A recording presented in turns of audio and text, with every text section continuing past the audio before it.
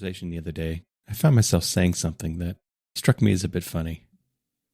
Almost as a bit of a non sequitur, I just kind of blurted out and said, you know what my dream job would be? One where I actually want to be there.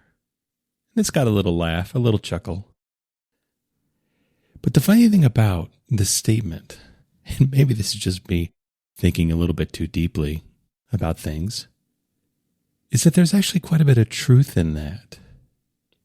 That I think one of the many gifts of mid-age, or one of the many gifts of going through significant experience, whether that's a lot of life, whether that's difficulty, whether that's even a lot of success, but having lived through a lot of experience, the kind of pot of gold at the end of the rainbow is this beautiful encapsulated clarity, this simple truth that we arrive at, that we couldn't arrive at any other way, that is not only profound in its ability to change our life, but it's so simple. Like a lot of people, one of the things I came through the pandemic with was just this really powerful awareness that what I actually want isn't really that complicated, and it's not really that many things. That the quote-unquote true priorities of my life were actually pretty few.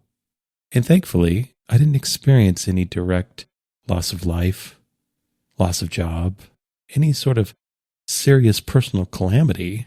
So I had the space to kind of get a little bit philosophical about my whole experience during the pandemic and during lockdowns. But regardless, I think that's interesting to reflect on.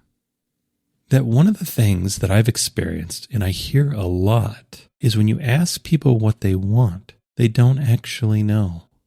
Especially around mid-age or so, there can be this very common confusion of not actually knowing what we want. And this can happen at other aspects of our lives too. This can be a common, frequent feature of moving through various thresholds. For example, from childhood to young adulthood, from young adulthood to middle age, from middle age to old age. Then we move through these thresholds of life, oftentimes there's a reflection point that happens where we really have to choose, well, do I continue doing and being what I've been doing and being, or do I make a change? This feels like the perfect opportunity to either step off of something or step on to something else. And so this idea of not really knowing what we want, I think I actually can give you an answer.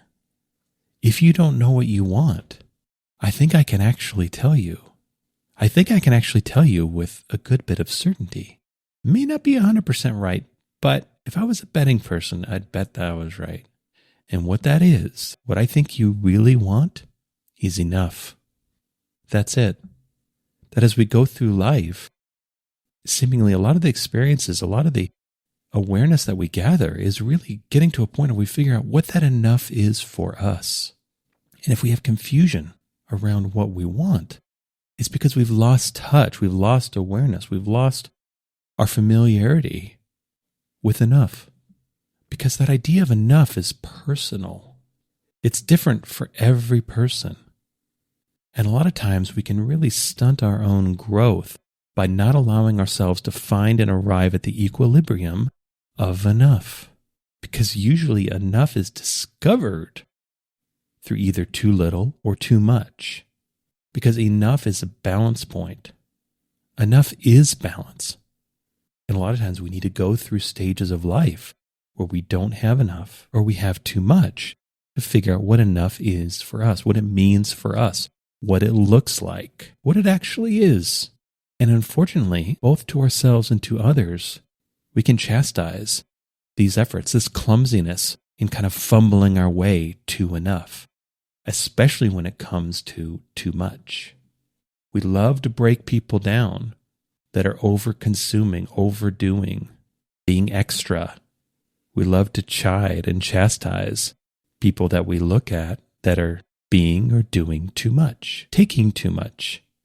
But I think what we miss in this criticism is allowing others the grace to find their own way. Because some people, some of us, need to find our way to enough through and via too much. Because how else would we know? If this idea of enough is completely personal and no one else can tell us what enough really means, what it really is for us, then we have to discover it. And we have to discover it through our own experience. And a lot of times this is through trial by elimination. This is through experiencing what is not enough long enough to discover and realize and know and integrate and pursue what actually is enough. But the opposite of this behavior isn't so great either. That some of us intentionally and chronically choose less than enough. And there's actually lots of forces, lots of voices in our culture that will reinforce us, that will validate this approach, that will even celebrate us for being less than enough, for choosing less than enough. And we integrate this feedback, we integrate these lessons, and then we enact it upon ourselves. We choose things that are actually too small. We choose things that are actually less than we'd like.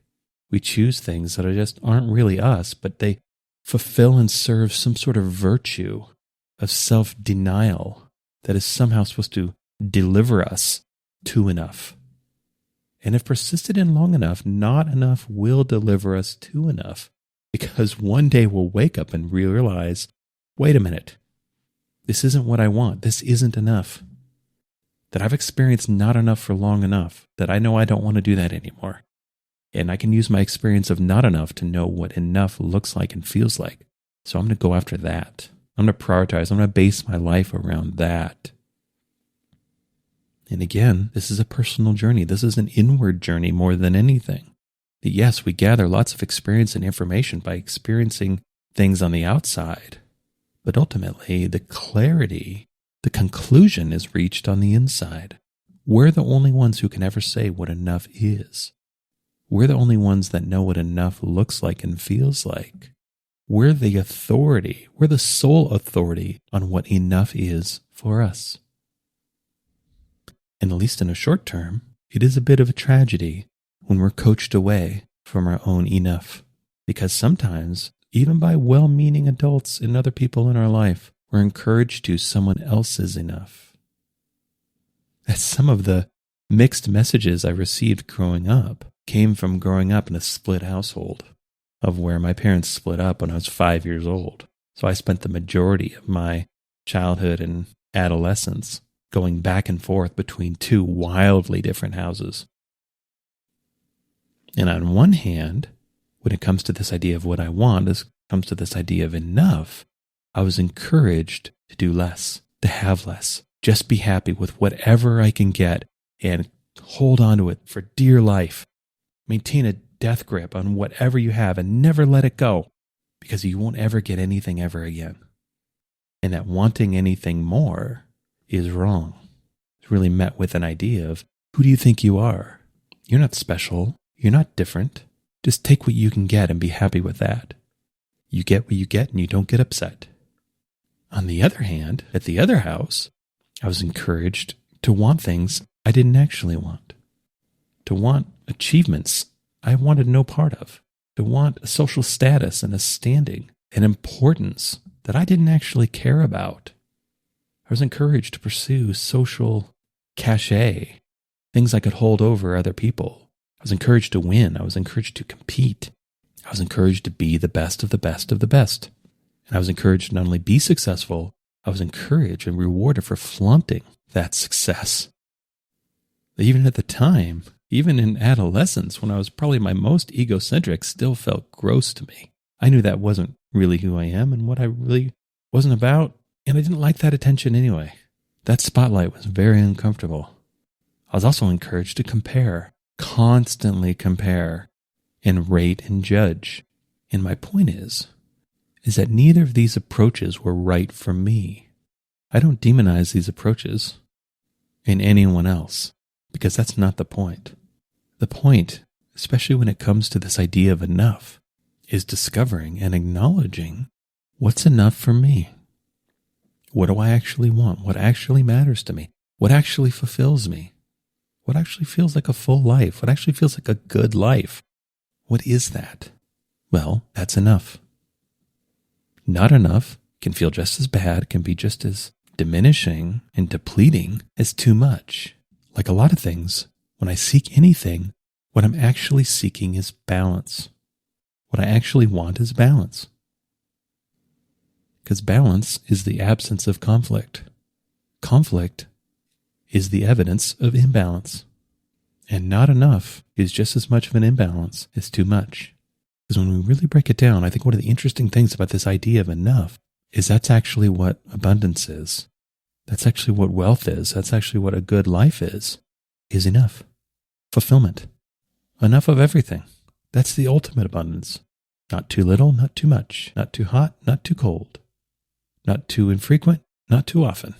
Enough.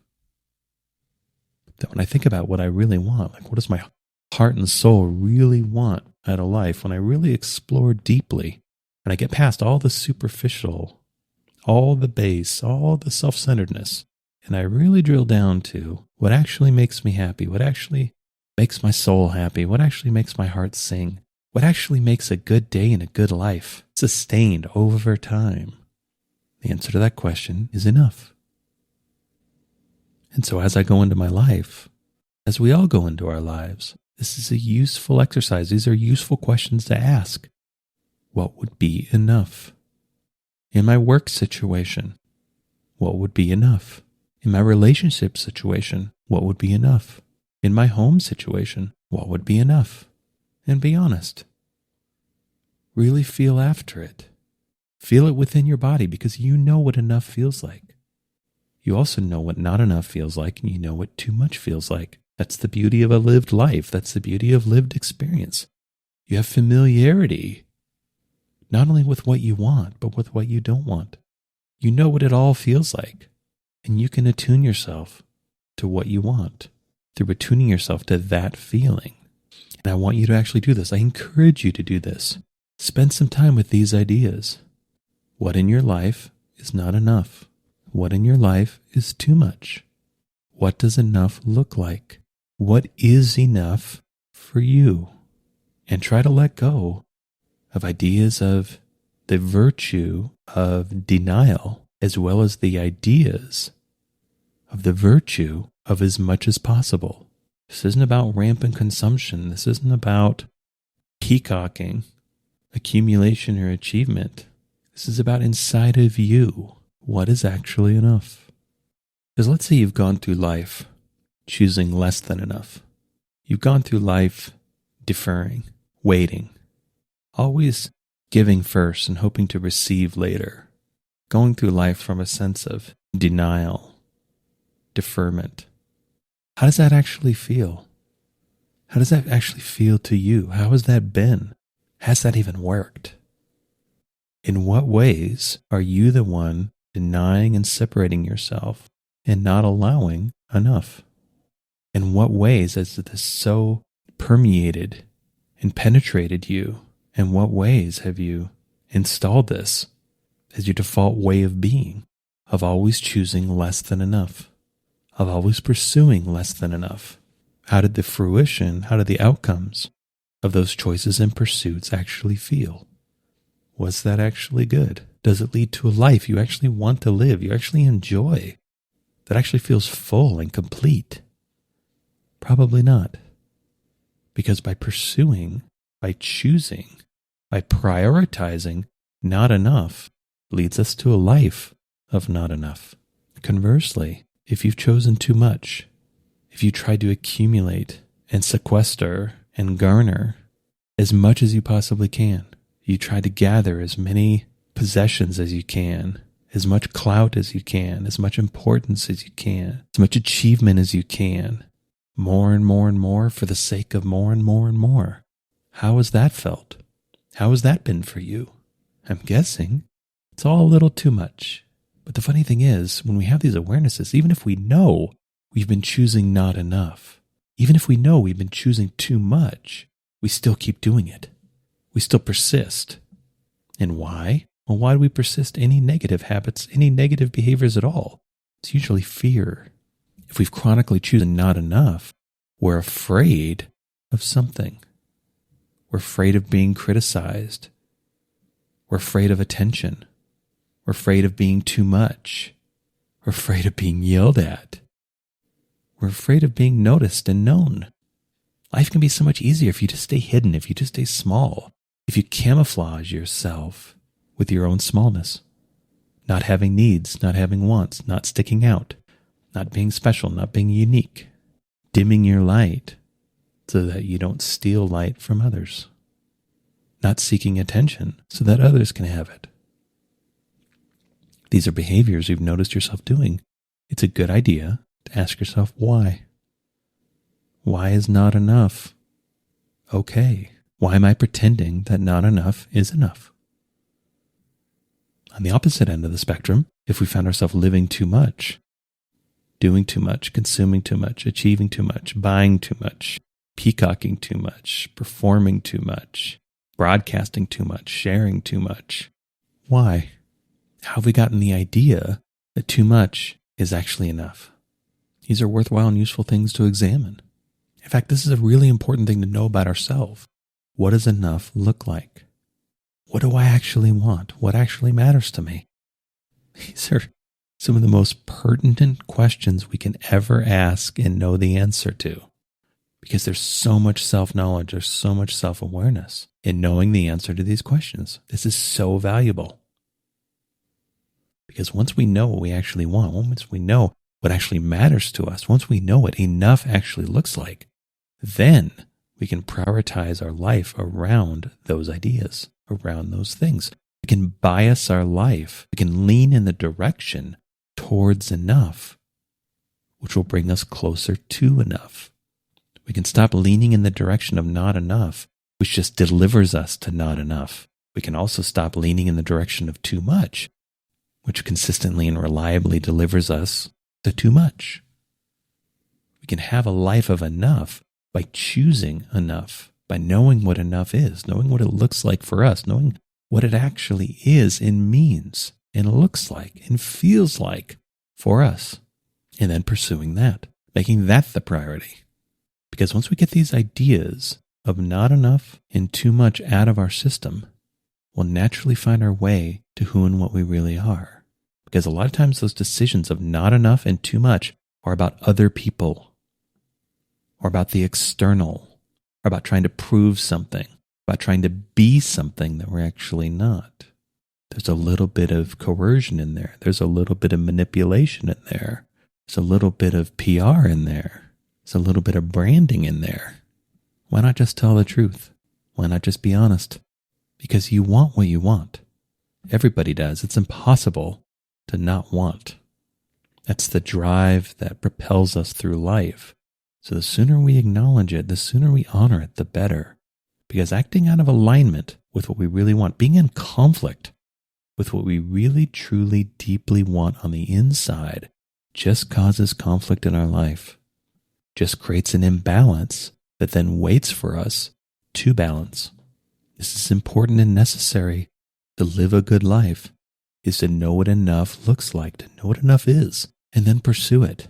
This isn't just information that's interesting from an academic, a theoretical perspective. This is an awareness that's meant to be applied. Like a lot of spiritual growth, the value comes in when we actually do something with it. That's the point. This is an applied practice. This isn't just thinking and knowing. This is doing and being as well. And so if we don't know what we want, get in touch with this idea. Spend some time with it. Sit in a quiet room and think about it. Go for a walk. Hold it in your mind. What would be enough?